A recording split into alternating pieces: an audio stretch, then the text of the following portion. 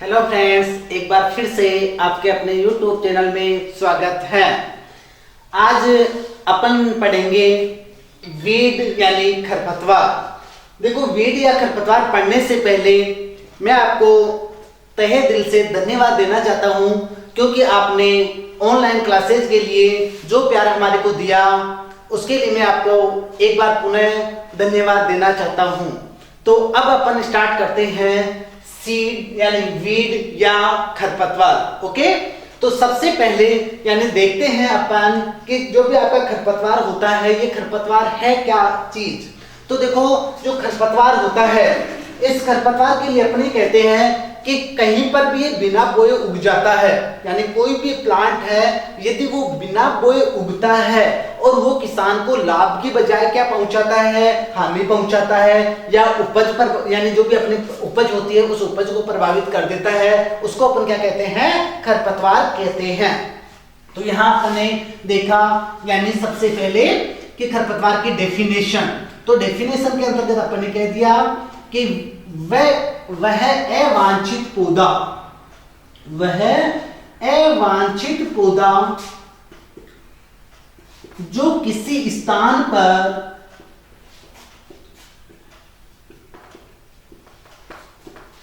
उगकर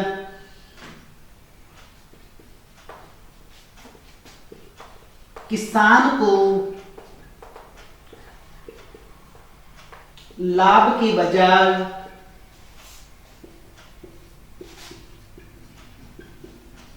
हानि पहुंचाता है।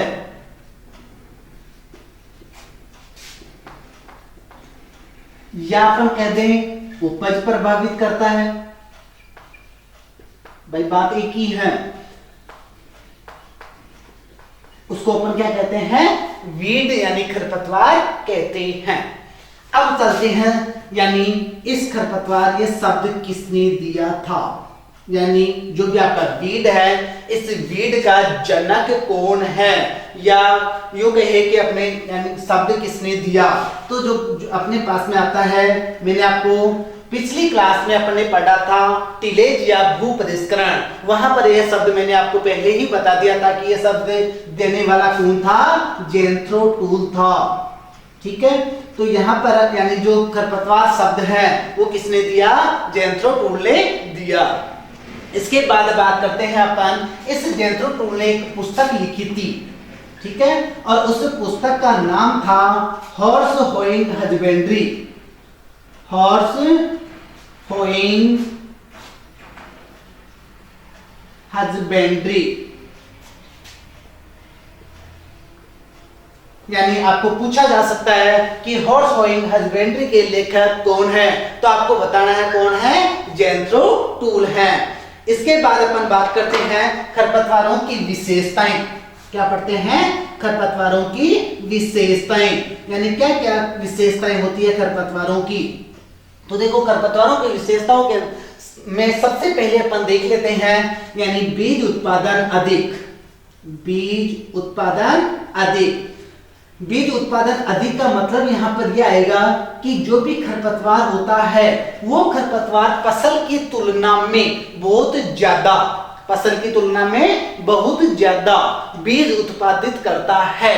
यहाँ इसका मतलब ये है, देखिए एग्जाम्पल, ये इतना तो आप भी समझते हो। देखो, एक तरफ अपन गेहूं की फसल ले लेते हैं, तो जो गेहूं का एक पौधा होता है 10, 15, 20 बीज उत्पादित कर सकता है, लेकिन खरपतवार का एक ही पौधा यानी हजारों की संख्या में, लाखों की संख्या में बीज उत्पादित करता है। तो यहाँ देखते हैं एग्जाम्पल कि कौन कौन से ऐसे खरपतवार है जो जिनका बीज उत्पादन अपने अधिक होता है। तो यहाँ देखा अपन ने सबसे पहले जंगली चौलाई का एग्जाम्पल अपन ने देखा। जंगली चौलाई का एक प्लांट जो होता है वो 1,96,000 बीज उत्पादित करता है। यानी एक ही प्लांट कितने बीज उत्पादित करता है, 1,96,000 उत्पादित करता है। इसके बाद में दूसरा एग्जाम्पल अपन देखते हैं, और दूसरे एग्जाम्पल के रूप में अपन देख लेते हैं मकोई। कौन सा, मकोई। ये मकोई का जो एक यानी पौधा होता है वो 1,75,000 प्लांट यानी बीज उत्पादित करता है। यानी एक प्लांट कितने करता है, 1,75,000 करता है। इसके बाद अपन बात करते हैं गाजर घास या सत्यानाशी की। ठीक है, यानी गाजर घास और सत्यानाशी की अपन बात करते हैं। तो गाजर घास और सत्यानाशी जो होता है वो लगभग 5000 बीज उत्पादित करता है, यानी उसका एक जो प्लांट होता है वो एक प्लांट लगभग 5000 बीज उत्पादित करता है। इसी के अकॉर्डिंग अपन यानी बथुआ देख सकते हैं, बथुआ का एक प्लांट लगभग 72,000 के बीज आसपास यानी बीज उत्पादित करता है। इसमें अपन अमरबेल एग्जांपल देख सकते हैं, अमरबेल का एक प्लांट लगभग 16,000 बीज उत्पादित करता है। इस प्रकार आपके एक चीज यानी पहली विशेषता अपन ने जो पढ़ी कि बीज उत्पादन अधिक, इसका मतलब समझ में आ गया होगा। इसके बाद में अपन दूसरा जो यानी दूसरी विशेषता इसकी पढ़ते हैं और वो दूसरी विशेषता है जड़ें अधिक गहरी। जड़ें अधिक गहरी यानी जड़ें ज्यादा गहराई पर जाकर क्या करती हैं, पोषक तत्वों का अवशोषण और नमी का अवशोषण करती रहती हैं। तो यहाँ पर अपन जो दूसरी विशेषता देख रहे हैं वो है जड़ें अधिक गहरी।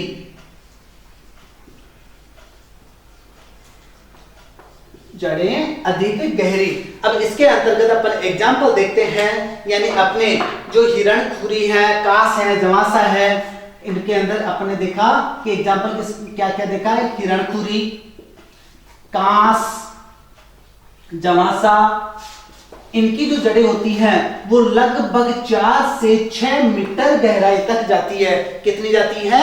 4 से 6 मीटर गहराई तक जाती है। और 4 से 6 मीटर गहराई तक जाकर क्या करती है, पोषक तत्वों का, नमी का अवशोषण करती हैं।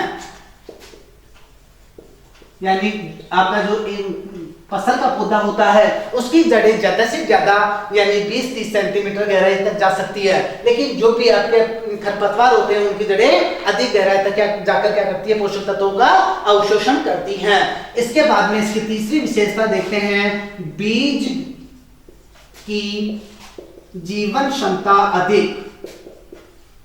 बीज की जीवन क्षमता अधिक। जीवन क्षमता का मतलब क्या होता है, यानी आपके जो बीज होते हैं वो लंबे समय तक खराब नहीं होते हैं, यानी मृदा में पड़े रहते हैं कई सालों तक तो भी खराब नहीं होते हैं। इसको कहा जाता है इसकी जीवन क्षमता। तो देखो इसके अंतर्गत अपन एग्जाम्पल बताते हैं कि अपने जो बथुआ है या जंगली चौलाई है, हिरणखुरी है, इनके बीज यदि 50 साल तक भी मृदा में पड़े रहे तो भी उनके बीजों के ऊपर कोई प्रभाव नहीं पड़ता है। तो इसके अंदर एग्जाम्पल पहला देखा, यानी हिरणखुरी, क्या क्या देखा, हिरणखुरी देख लिया। इसके अलावा बथुआ, जंगली चौलाई हैं, इनके बीज कितने वर्ष, इनकी जीवन क्षमता कितनी होती है, यानी 50 वर्ष होती है। फिर इसके बाद में अपन बात करें फॉर एग्जाम्पल मोथा, यानी जो मोथा होता है इसके बीजों की जो जीवन क्षमता होती है वो होती है कितने वर्ष, 20 वर्ष होती है। और इसी के अंतर्गत यदि अपन बात करें जंगली सरसों की, तो जंगली जो सरसों होती हैं उस जंगली सरसों के जो बीज होते हैं उनकी जो जीवन क्षमता होती है वो होती है लगभग 30 वर्ष। अर्थात कहने का मतलब यह है कि जो भी खरपतवार होते हैं वो खरपतवार यानी मृदा में कई सालों तक पड़ा रहे तो भी खराब नहीं होता है। ये होता है इसका जीवन क्षमता। इसके बाद आते हैं नंबर 4 पॉइंट के ऊपर, यानी चौथी विशेषता अपन इसकी देखते हैं। तो चौथी विशेषता देख लेते हैं वानस्पतिक प्रजनन। वानस्पतिक प्रजनन, वानस्पतिक प्रजनन का मतलब क्या होता है फ्रेंड्स, यानी बीज के अतिरिक्त जो भी अन्य कायिक भाग है उनके द्वारा यदि प्लांट तैयार किया जा सकता है तो वो क्या कहलाता है, वानस्पतिक परिवर्तन कहलाता है। जैसे फॉर एग्जांपल अपन देखते हैं, यानी जो आपका मोथा होता है, मोथा को आपने देखा होगा, यानी मोथा की जो जड़ होती है उसमें गांठ पाई जाती है, ट्यूबर पाई जाती है। उसी ट्यूबर के द्वारा जो मोथा होता है नया प्लांट तैयार कर लेता है। तो यहां अपन ने लिख लिया ट्यूबर द्वारा मोथा, यानी मोथे का परिवर्तन, जो वानस्पतिक परिवर्तन प्रजनन होता है या परिवर्तन शब्द भी यूज में ले सकते हैं, वो किसके द्वारा होता है, ट्यूबर के द्वारा होता है। ऐसे ही अपन बात करें जड़ द्वारा, तो जड़ द्वारा किसका होता है, हिरणखुरी का होता है। यानी जरूरी नहीं है बीज बने, बीज की जरूरी यहाँ आवश्यकता ही नहीं है। बीज के अतिरिक्त क्या कर रहा है, कायिक भागों के द्वारा नया पौधा तैयार कर रहा है। तो ये हो गया इसका चौथा पॉइंट, क्या हो गया, वानस्पतिक प्रजनन हो गया। इसके बाद अपन देखते हैं नंबर 5वां पॉइंट, यानी विशेषताओं के अंतर्गत 5वां पॉइंट।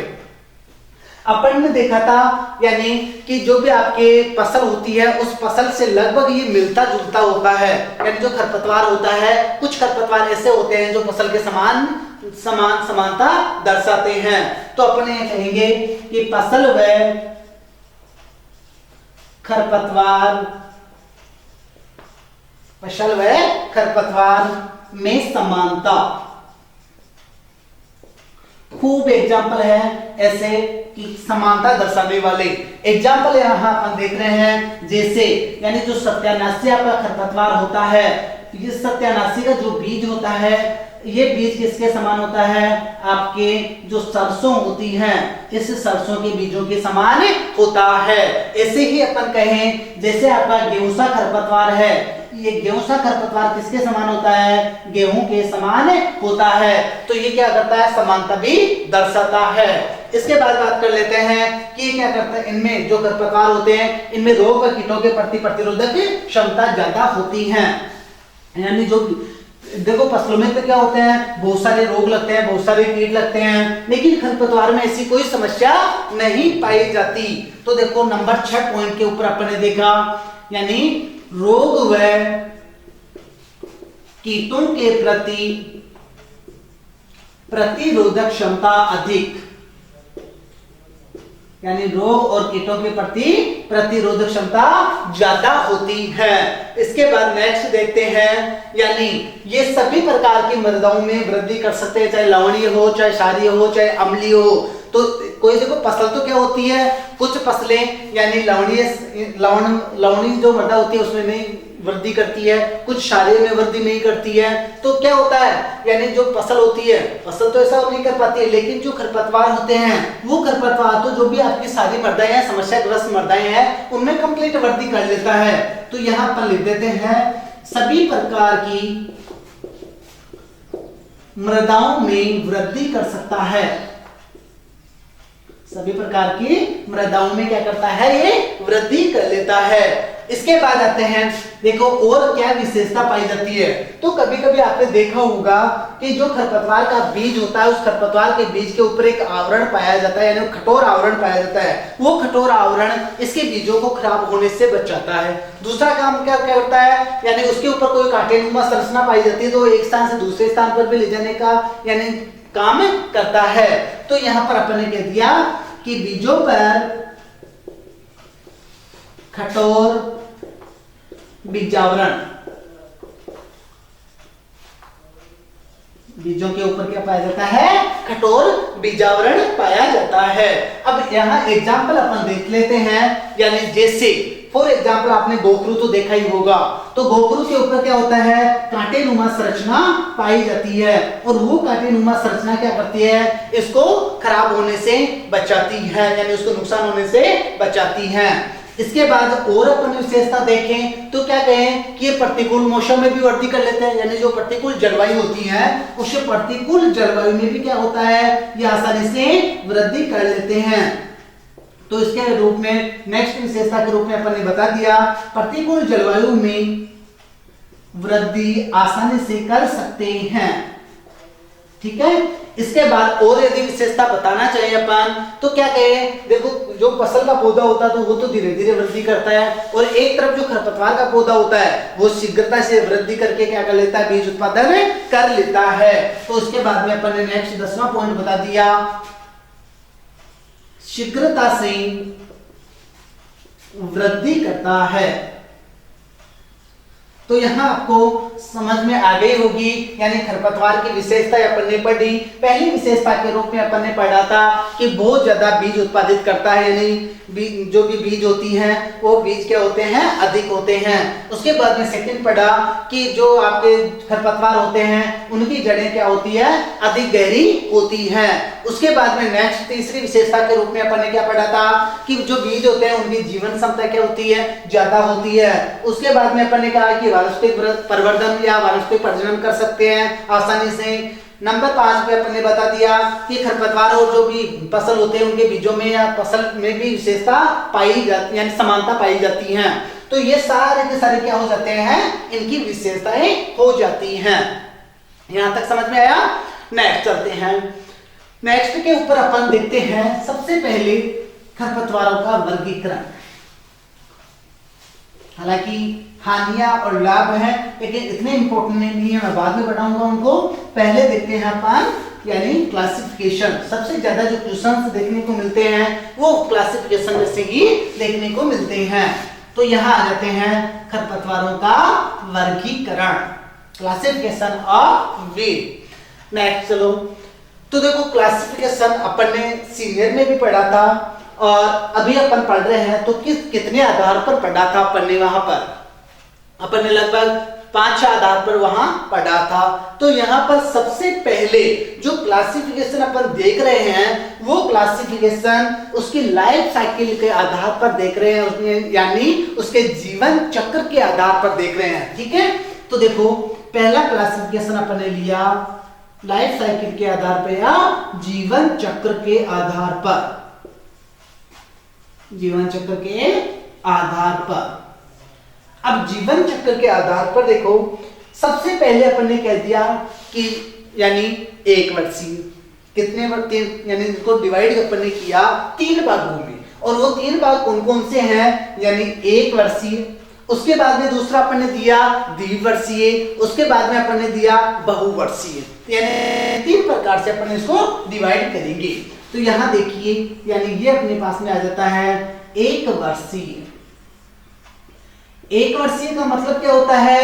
यानी वे खरपतवार जो अपना जीवन चक्र एक ऋतु या एक मौसम में पूरा कर लेते हैं। यानी यहाँ ऋतु एक ही आएगी, क्या आएगा? एक ऋतु या एक मौसम में अपना जीवन चक्र पूरा कर लेते हैं, उनको अपने क्या कह दिया? 1 वर्षीय खरपतवार कह दिया। यहां देखो इस 1 वर्षीय को फिर अपन ने क्या कर दिया? 2 भागों में विभाजित कर दिया। 2 भागों में कौन कौन से? एक रबी के खरपतवार और एक खरीफ के खरपतवार। अब यहां पर आ जाते हैं रबी और खरीफ के खरपतवार। यहां आपको कुछ भी याद नहीं रखना है, इतना ही दिमाग लगाना है कि आपके रबी में कौन कौन से खरपतवार उगते हैं और आपके खरीफ में कौन कौन से खरपतवार उगते हैं। तो यहां देखो रबी में अपन क्या करते हैं? बथुआ देखा अपन ने, तो यहां एग्जांपल अपने लिखा बथुआ। उसके बाद में नेक्स्ट एग्जांपल अपन देखते हैं, यानी इसी बथुआ के साथ में खरबथुआ। क्या देखा? खरबथुआ। खरबथुआ के साथ में अपन ने नेक्स्ट एग्जांपल देखा क्या? प्याजी। ठीक है, प्याजी के साथ अपन ने क्या देखा? नेक्स्ट एग्जांपल सेंजी। क्या एग्जांपल देखा? सेंजी। इसके बाद में अपन ने नेक्स्ट एग्जांपल के रूप में क्या देखा? गेहूंसा, क्योंकि गेहूं के साथ उगता है तो गेहूंसा एग्जांपल देखा। गेहूंसा के साथ में यानी जो जंगली जई होती है वो जंगली जई भी कब उगती है? यानी रबी में उगती है। तो यहां नेक्स्ट एग्जांपल के रूप में क्या देखा? जंगली जई। कहने का मतलब यह है कि रबी में जो जितने खरपतवार उगते हैं उनको अपन ने क्या कह दिया? रबी के खरपतवार कह दिया। उसके बाद आते हैं नेक्स्ट यानी खरीफ के खरपतवार। और खरीफ के खरपतवारों के एग्जांपल में अपन देखते हैं, जिससे सबसे सिंपल आपको मैं बता रहा हूं, सबसे पहले सिंपल जो एग्जांपल लेते हैं वो लेते हैं जंगली चौलाई। कब उगता है जंगली चौलाई? खरीफ में उगता है। तो पहला एग्जांपल अपन ने देखा जंगली चौलाई। उसके बाद में दूसरा एग्जांपल अपन देख लेते हैं यानी मोथा। कौन सा? मोथा। यानी जो आपके बाजरा होता है या जो भी आपका गंवार होता है उसमें उगता है। तो यानी दूसरा एग्जांपल अपन ने देख लिया मोथा। इसके बाद में तीसरा एग्जांपल अपन ने क्या देखा? फत्तर चट्टा। यानी तीसरा एग्जांपल अपन ने क्या देखा? फत्तर चट्टा। और उसके बाद में अपन ने कहा हजार दाना। देखा होगा आपके हजार दाना कैसा होता है? खूब सारे उसके ऊपर यानी बीज होते हैं और चौड़ी पत्ती वाला होता है, तो वहां अपन ने कहा हजार दाना।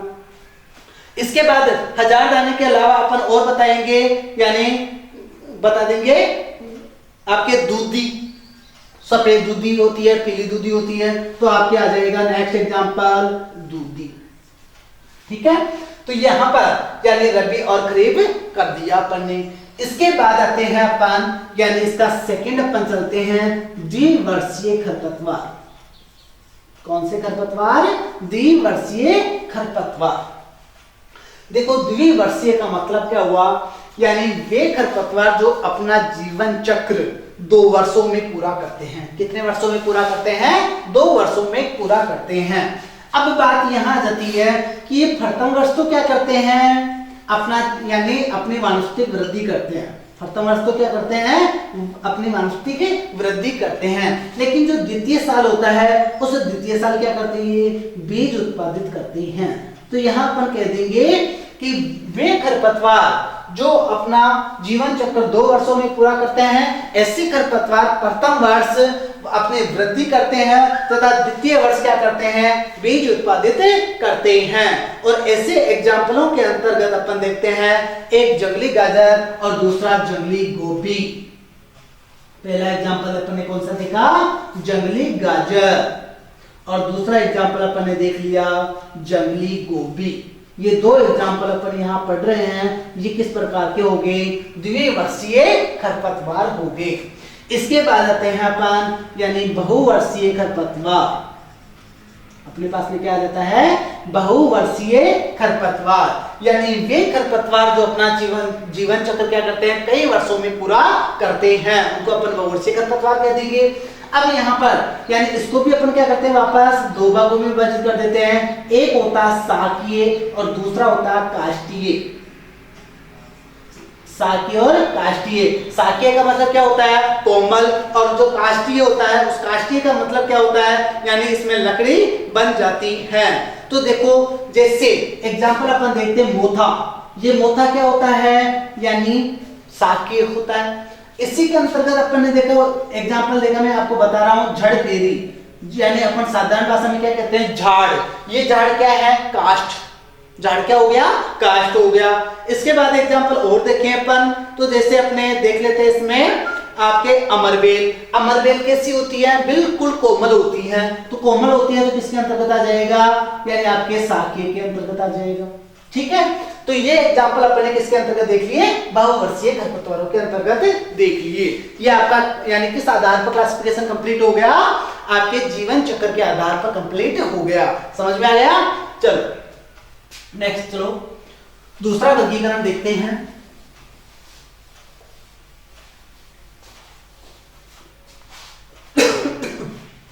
और दूसरा वर्गीकरण अपन देखते हैं किस आधार पर, यानी पत्तियों की बनावट के आधार पर। पत्तियों की बनावट के आधार पर, यानी पत्तियों की जो बनावट होती है वो कैसी होती है, चौड़ी होती है या सक्रिय होती है। लेकिन मैं आपको इसी क्लासिफिकेशन के साथ साथ में एक दूसरा क्लासिफिकेशन और पढ़ा रहा हूं, याद कर लेना, आसानी अच्छे से देख लेना इसको। यानी बिल्कुल सेम चीज आएगी, लेकिन सेम कैसे आएगी समझना है इसको। तो इसका मैं तीसरा आपको बता रहा हूं, यानी बीज पत्र के आधार पर। किस आधार पर, बीज पत्र के आधार पर। देखो बीज पत्र के आधार पर यानी एक होता है एक बीजपत्री और दूसरा होता है द्विबीजपत्री। ये 2 चीज होती है। एक बीजपत्री और द्विबीजपत्री में सबसे पहले आप क्या डिफाइन करोगे, इनको डिफाइन कैसे करोगे कि एक बीजपत्री क्या होता है और द्विबीजपत्री क्या होता है। तो इसको समझने के लिए सिंपल सा काम है, सबसे पहले आप क्या कह दो, यानी जो द्विबीजपत्री है उसको ले लो। ठीक है, द्विबीजपत्री के लिए ये कहोगे कि जिसका बीज समान 2 बराबर भागों में विभाजित हो जाता है वो क्या कहलाता है, द्विबीजपत्री कहलाता है। और एक बीजपत्री के लिए क्या कह दोगे, यानी जो बीज होता है वो समान 2 बराबर भागों में नहीं विभाजित कर सकते। अब यहाँ एग्जाम्पल यहाँ अपन देखते हैं, यानी आपके जो बाजरा होता है उस बाजरे को अपन बिल्कुल समान 2 बराबर भागों में विभाजित कर सकते हैं, लेकिन गेहूं को नहीं कर सकते। ठीक है, यानी जो आपका चौड़ी पत्ती है वो चौड़ी पत्ती वाला किस प्रकार का होगा, द्विबीजपत्री होगा। और जो एक यानी सक्रिय पत्ती वाला होगा वो किस प्रकार का होगा, यानी एक बीजपत्री होगा। यहां देखिए सबसे पहले अपन बात करें यानी सक्रिय पत्ती वाले खरपतवार। कौन कौन से, यानी इसके अंतर्गत अपने पहला देखा सक्रिय पत्ती वाला खरपतवार और यहाँ देख लिया चौड़ी पत्ती वाले खरपतवार।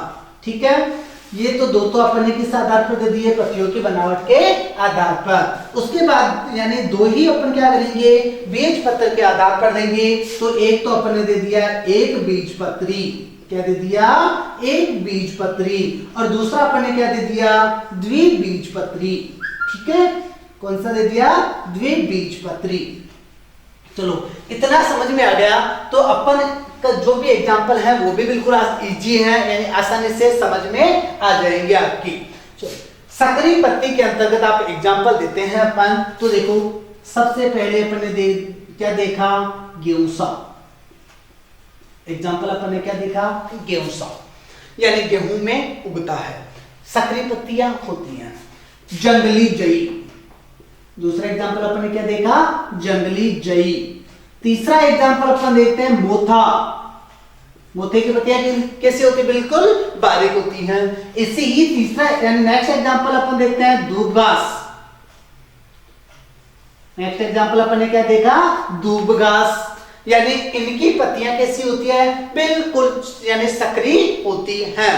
ऐसे ही अपन द्विबीजपत्री यानी सॉरी चौड़ी पत्ती वालों के आधार पर अपन देख रहे हैं। तो चौड़ी पत्ती वालों में अपन एग्जाम्पल देना चाहें तो जो अभी आपकी जंगली चौलाई थी उसके भी यानी जो पत्तियां देखी होगी आपने वो कैसी होती है, चौड़ी होती है।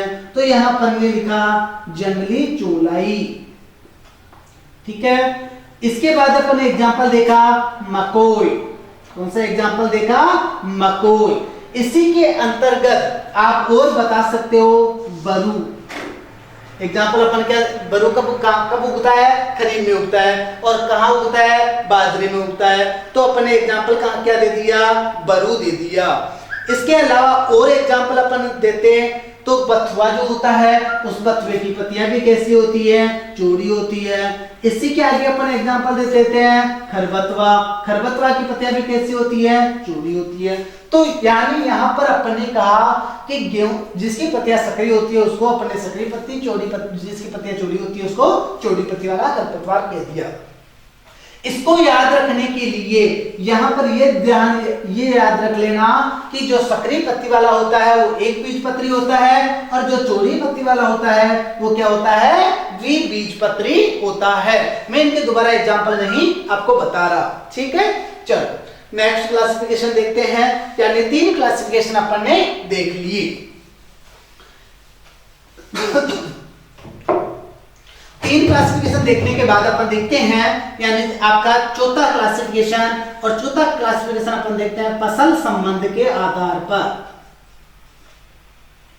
फसल संबंध के आधार पर बहुत इंपोर्टेंट यानी आपका वर्गीकरण है। बहुत बार यहां से क्वेश्चंस पुट अप हुए हैं, तो आपको बहुत इंपोर्टेंट इसको देखना है, यानी अच्छे से इसको तैयार करना है। ठीक है, देखो फसल संबंध के आधार पर जो पहला वर्गीकरण अपन देते हैं वो दे देते हैं निरपेक्ष खरपतवार। सीनियर में पढ़ा था, याद है आपको, पहला दे दिया क्या, निरपेक्ष खरपतवार। क्या नाम है अपने पास में, निरपेक्ष खरपतवार। इसके लिए मैं आपको एक दूसरा नाम और बता रहा हूं, यानी इसको अपन पूर्ण खरपतवार के नाम से भी जानते हैं। किस नाम से जानते हैं, पूर्ण खरपतवार के नाम से भी जानते हैं, और इंग्लिश में इसको कहा जाता है एब्सोल्यूट। तो हो सकता है एब्सोल्यूट भी आपके पास शब्द आ जाए, तो याद रखना है निरपेक्ष खरपतवार पूर्ण खरपतवार है जिसको अपन क्या कहते हैं, एब्सोल्यूट के नाम से जानते हैं। अब यहां इसको डिफाइन करना है, तो यहां पर आपको याद ही रखना है कि वे सभी खरपतवार जो फसल में उगकर फसल की उपज को प्रभावित कर देते हैं वो सारे के सारे क्या कहलाते हैं, निरपेक्ष खरपतवार कहलाते हैं। जैसे बथुआ है, जंगली चौलाई है, यानी कोई भी खरपतवार उग रहा है उसको उपज को प्रभावित कर रहा है। तो एग्जाम्पल अपन ने लिख दिया, बथुआ, खरबथुआ, जंगली जई, गेहूं, etc। ओके, चलो इसके बाद अपन दूसरा एग्जांपल देखते हैं, सॉरी दूसरा अपन इसका वर्गीकरण देखते हैं, तो दूसरे के अंतर्गत यानी अपन क्या करते हैं, इसके अंतर्गत देते हैं सापेक्ष। अपने पास इसका दूसरा क्या आता है, सापेक्ष खरपतवार। और सापेक्ष को अपन किस नाम से जानते हैं, यानी दूसरा अपने पास में नाम है संबंधित खरपतवार। क्या आता है, संबंधित खरपतवार। अरे संबंधित यानी रिलेटिव, क्या इंग्लिश में शब्द क्या आ गया, रिलेटिव, यानी संबंध स्थापित कर रहा है। और संबंध स्थापित करेगा इट मींस, यानी एक फसल के साथ में दूसरी फसल का पौधा बिना बोए उग जाता है, उसको अपन क्या कहते हैं, रिलेटिव, संबंधित या सापेक्ष कहते हैं। एग्जाम्पल है, देख लेते हैं, गेहूं में चना। कोई भी एग्जाम्पल आप दे दो, यानी गेहूं में चना उग गया, गेहूं में सरसों उग गया, यानी एक फसल के साथ में क्या उगना चाहिए, दूसरी फसल का पौधा उगना चाहिए, वो कहलाता है क्या, सापेक्ष, रिलेटिव, और जिसको अपन ने संबंधित खरपतवार कहा। इसके बाद आते हैं नेक्स्ट नंबर 3 के ऊपर। चलो नंबर 3 ऊपर देखते हैं, यहां आते हैं नंबर 3 के लिए।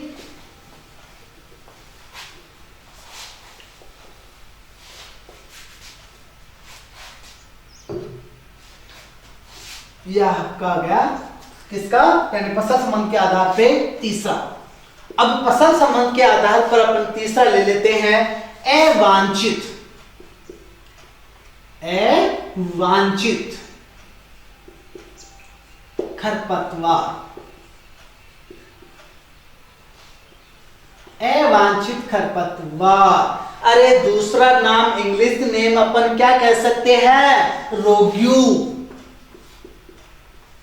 क्या होता है, रोग्यू, यानी खरपतवार, रोग्यू वीड। ठीक है, रोग्यू वीड होता क्या है।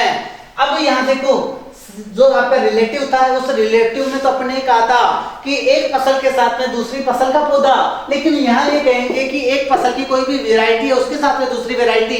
तो यहाँ पर एग्जांपल अपन देते हैं, यानी गेहूं की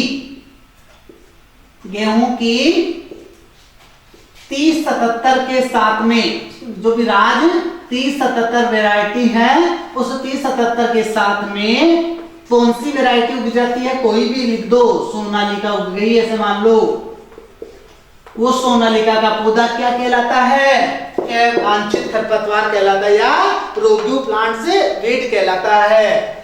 अब बात आती है, ऐसे अवांछित खरपतवार को उखाड़ने की जो क्रिया होती है, वो उखाड़ने की क्रिया क्या कहलाती है, रोगिंग। क्या कहलाती है, रोगिंग। ठीक है, यहां से क्वेश्चंस बहुत बार ही पूछे गए हैं, तो याद रख लेना। यानी अवांछित खरपतवार क्या होता है, एक किस्म के साथ में दूसरी किस्म का पौधा। और किस्म में एग्जांपल अपन ने दे दिया कि गेहूं की रात 3077 के साथ में सोनालिका का पौधा उग रहा है। ठीक है, अब आते हैं नेक्स्ट नंबर 4 के ऊपर, यानी फसल संबंध का आधार पे नंबर 4 अपन देखते हैं। और 4 अपन देख लेते हैं, विशेष सूक्ष्म जलवायु के खरपतवार। विशेष सूक्ष्म जलवायु के खरपतवार। विशेष सूक्ष्म जलवायु का मतलब यानी बिल्कुल, यानी माइनर जो क्लाइमेट होता है, वो क्लाइमेट आवश्यक होता है किस खरपतवार को, यानी कोई खरपतवार उग रहा है। जैसे एग्जांपल अपन देखते हैं, इसके अंतर्गत अपन देख लेते हैं, जैसे आपके जो बरसीम होती हैं, उस बरसीम में क्या होता है, कासनी उगती हैं। बरसीम में को ठंडी जलवायु की आवश्यकता होती है, उसी प्रकार आपके कासनी को भी ठंडी जलवायु की आवश्यकता होती है। इसी के अंतर्गत अपन दूसरा एग्जांपल दे देते हैं, जैसे आपका रिंजका है, इसमें आपके अमरबेल उग जाता है, तो वो भी क्या है, आपके विशेष सूक्ष्म जलवायु का खरपतवार है। और उसके बाद में आते हैं नंबर 5 पे, और नंबर 5 पे अपन देखते हैं नकलची खरपतवार। यह है अपने पास में नकलची खरपतवार।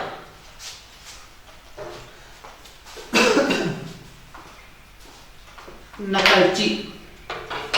नकलची को दूसरा किस नाम से जान सकते हैं? अनुकारी। किस नाम से जान सकते हैं? अनुकारी। और अनुकारी को यानी इंग्लिश में क्या कहते हैं? मिमिक्री।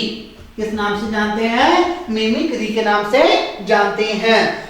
देखो नाम से समझ में आ रहा होगा, यानी नकलची यानी नकल करता हुआ यानी समानता दर्शा रहा है। और समानता कौन कौन से जैसे दर्शाते हैं? जैसे गेहूं के समान गेहूंसा, गेहूं के समान गेहूंसा, सरसों के समान सत्यानाशी, सरसों के समान सत्यानाशी। फिर एग्जाम्पल अपन ने दे दिया जैसे बाजरे के समान बरू, बाजरे के समान बरू। ठीक है, तो यहां पर अपन ने बात कर ली यानी आपके नकलची खरपतवारों की। इसके बाद आते हैं नेक्स्ट यानी वर्गीकरण पर। और नेक्स्ट वर्गीकरण अपन देते हैं यानी जो भी आपके परजीविता होती हैं, परजीवी खरपतवार होते हैं, उसके आधार पर। परजीविता के आधार पर, ये भी बहुत मोस्ट इंपोर्टेंट है क्योंकि यहां से भी पूछे जाते हैं क्वेश्चंस। देखो परजीविता के आधार पर क्या करते हैं अपन? 4 भाग होते हैं यानी इसको 4 भागों में विभाजित करते हैं। एक होता है पूर्ण तना परजीवी, ठीक है। एक अपन ने दिया अर्ध तना परजीवी, फिर अपन ने दे दिया पूर्ण जड़ परजीवी, और उसके बाद अपन ने दे दिया अर्ध जड़ परजीवी। यानी कहने का मतलब यह है कि कंप्लीट रूप से, यहां देखिए पूर्ण तना, पूर्ण तने का मतलब पूरी तरीके से तने के ऊपर आश्रित है, और पूरी तरीके से तने के ऊपर आश्रित होने के कारण उसको क्या कह दिया अपन ने? यानी पूर्ण तना परजीवी। अब यहां पर एग्जांपल अपन दे देते हैं, यानी पूर्ण तना परजीवी का अमरबेल, क्या दे देते हैं? अमरबेल। और अमरबेल सबसे ज्यादा किस पे रहता है? रिंचके पर रहता है। इसके बाद देखते हैं अर्ध तना परजीवी। इसके अंतर्गत अपन एग्जांपल देखते हैं लोरेंथस, ये रहता है आम पर। पूर्ण जड़ परजीवी, पूर्ण जड़ परजीवी के अंतर्गत आ जाता है अपने ओरोबेंकी। क्या आ जाता है? ओरोबेंकी। ओरोबेंकी देखो 2 चीजों के लिए आप याद रखोगे, एक आप तंबाकू, और तंबाकू के साथ साथ आप याद रखोगे सरसों। दोनों ही चीज यहाँ पूछी जाती हैं, तो यार अपने को ध्यान रखना है कि ओरोबेंकी तंबाकू एंड सरसों में रहता, सरसों की जड़ पर रहता है। और उसके बाद आता है अर्ध जड़ परजीवी यानी स्ट्राइगा, जो रुकड़ी होती है, वो रुकड़ी यानी जिसको अपन स्ट्राइगा कहते हैं, ये आपके ज्वार और बाजरे में रहता है। ठीक है, तो ये अपन ने किस आधार पर दिया? परजीविता के आधार पर दिया। नेक्स्ट क्लासिफिकेशन देखते हैं मृदा जलवायु के आधार पर। किस आधार पर देख रहे हैं? मृदा जलवायु के आधार पर।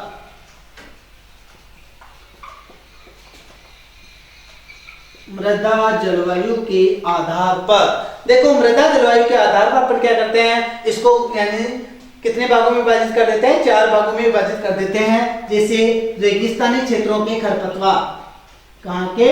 रेगिस्तानी क्षेत्रों के खरपतवार,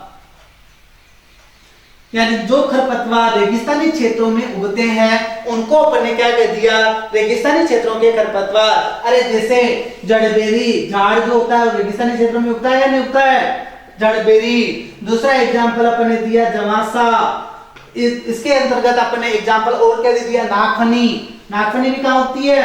यानी आपके रेगिस्तानी क्षेत्रों में। तो आपके आ जाते हैं यानी जड़बेरी, जवासा, नागफनी। इसके बाद दूसरा, इसी का दूसरा अपन देते हैं, देखते हैं जलीय क्षेत्रों के खरपतवार, यानी जो जलीय क्षेत्रों में उगते हैं, जहां पर जल बना रहता है वहां उगते हैं, उनको अपन ने कहा जलीय क्षेत्रों के खरपतवार। जैसे आपके धान में कौन सा उगता है? जंगली धान।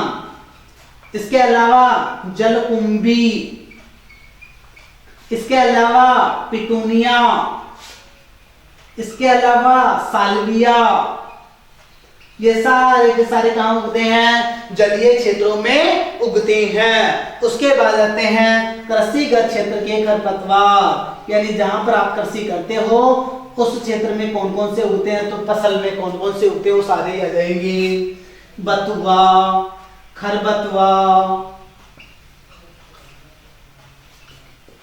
आपके आ जाएगा नेक्स्ट जंगली चौलाई, ये भी उग जाता है,